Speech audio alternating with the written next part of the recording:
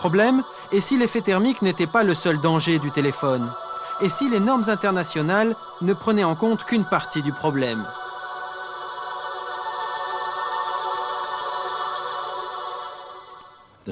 Les fabricants respectent les normes autorisées, il n'y a pas de problème avec ça.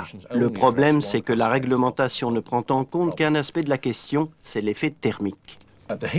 Or, l'effet thermique des micro-ondes n'est pas spécifique aux êtres vivants. Vous savez que vous pouvez réchauffer un morceau de viande morte dans un micro-ondes, ça fonctionnera.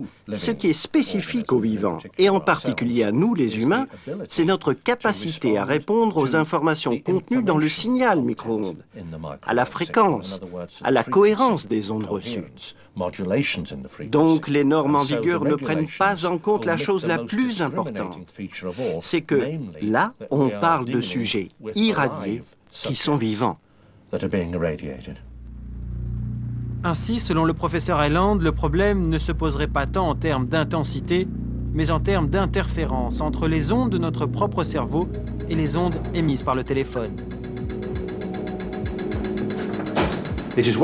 On sait aujourd'hui que des crises d'épilepsie peuvent être induites par un flash émettant à une certaine fréquence.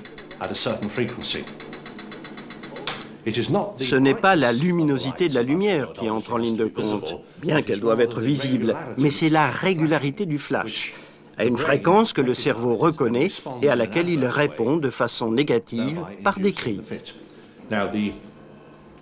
Donc le rapport avec le téléphone GSM, c'est qu'il envoie des flashs de façon identique. Mais pas des flashs de lumière visible, non, des flashs de micro-ondes invisibles à une vitesse de 217 impulsions par seconde. Alors comme on ne peut pas le voir avec nos yeux, on utilise le détecteur électronique. Et donc le problème, c'est que ces flashs sont modulés en très basse fréquence, à un niveau que le cerveau reconnaît, parce que cela correspond à ce que l'on appelle les ondes alpha du cerveau. Bon, maintenant, vous vous souvenez que si vous êtes dans un hôpital ou dans un avion, on vous demande d'éteindre votre portable parce qu'il peut interférer avec les équipements électroniques.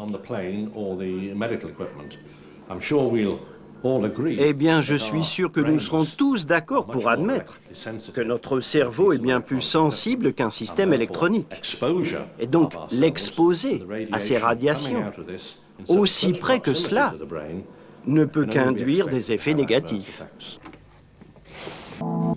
Ça ne sert à rien d'écouter les fabricants nous dire il faut attendre l'étude définitive qui va mesurer exactement les effets sur la santé. Car en principe, cette étude ne peut pas exister. Parce que chaque personne a sa propre façon de réagir. Ce que votre organisme peut tolérer, il se peut que le mien ne le tolère pas. Et donc c'est à chacun d'entre nous d'exercer sa propre sensibilité face au problème.